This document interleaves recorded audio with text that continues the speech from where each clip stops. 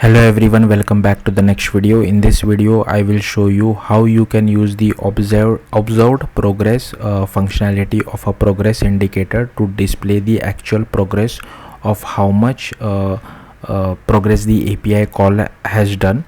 So I'll just show you guys the output so that you can understand it much more better. So basically I'm doing an API call and I'm displaying a progress indicator depending on how much time the API takes. So here you can see I have purposefully added a 5-second or 10-second delay, and now once I get all the output, the progress has finished.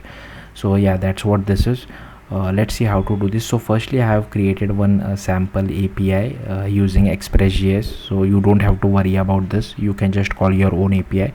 The reason I created my own API because I wanted to simulate this 5-second delay, that's why. And this is my package.json in case if you are wondering, but anyways, this is not important. So here you can see, firstly I have created a native macOS application. I'm using AppKit, but if you want you can use SwiftUI as well.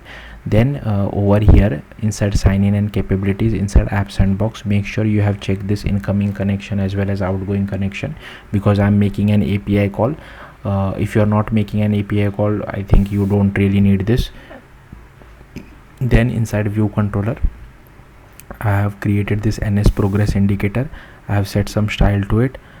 Some indeterminate is false, double value is 0 at the start. I have added it to our view, and here I have set some NS layout constraints, and here I am calling this particular method. So here you can see this API is hosted locally, and we just do an just do a URL session.shared.data task. I had to use this data task because we require this task for showing the progress. I know there is another async await APIs as well, but unfortunately I couldn't figure it out how to get task from it. That's why I have to use this completion handler. Then in case if there is any error, and this is how I handled the response. You can handle the response to whatever you feel like, but the important part is you just have to do progress indicator dot observed progress task.progress. That's it. You don't have to switch to the main thread as well, because it is internally handled by the API itself, so we don't have to worry about it. And don't forget to resume your task. So yeah, that's it. That's how you can use it. Thank you for watching. Bye.